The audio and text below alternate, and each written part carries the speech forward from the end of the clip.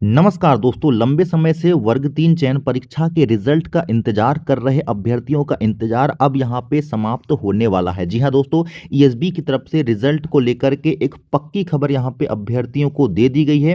अब यहां पे रिजल्ट में किसी भी प्रकार का डिले आपको देखने को नहीं मिलने वाला है। इसी माह में रिजल्ट आने की बात ईएसबी के द्वारा कही गई है, लेकिन इस माह में भी किस तारीख को रिजल्ट यहां पे डिक्लेयर होने की प्रबल संभावना है, इसकी भी हम यहां पे बात करने वाले हैं। आपको बता दें कि 5 माह यहाँ पे कंप्लीट हो चुके हैं आपकी परीक्षा दिए हुए, लेकिन रिजल्ट अभी तक नहीं आया था। तो क्यों रिजल्ट नहीं आया था, इसके संबंध में क्या कुछ चीज़ें कही गई है, उसकी भी बात करेंगे। कोर्ट केस के संबंध में क्या कुछ ईएसबी के अधिकारियों ने कहा है, इसकी भी बात करेंगे। क्या कुछ निष्कर्ष निकल के आया है, उसको अगले 1 या 2 मिनट में आपको संक्षिप्त में और सटीक तरीके से बताने का हम यहाँ पे प्रयास करेंगे।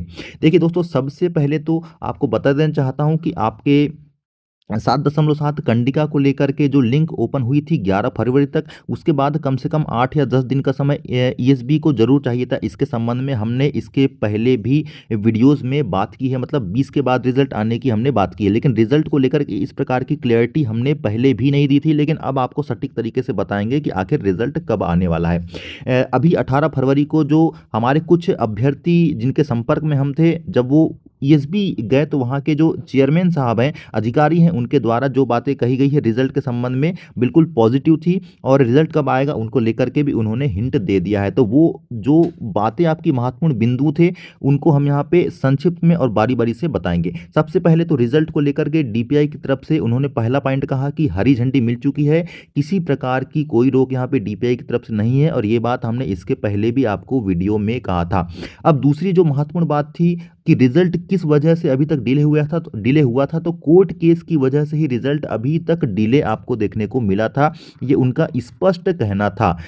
अब बात आती है कि रिजल्ट को लेकर के क्या वो तैयार हैं ईएसबी, तो उन्होंने कहा है कि हम भी रिजल्ट देने के लिए अब पूरी तरह से तैयार हैं, लेकिन इस सप्ताह आपको रिजल्ट नहीं दिया जाएगा। जी हाँ दोस्तों, इस सप्ताह रिजल्ट नहीं दिया जाएगा, मतलब संडे तक आपका रिजल्ट नहीं आने वाला, इसके संबंध में उन्होंने स्पष्ट कर दिया है।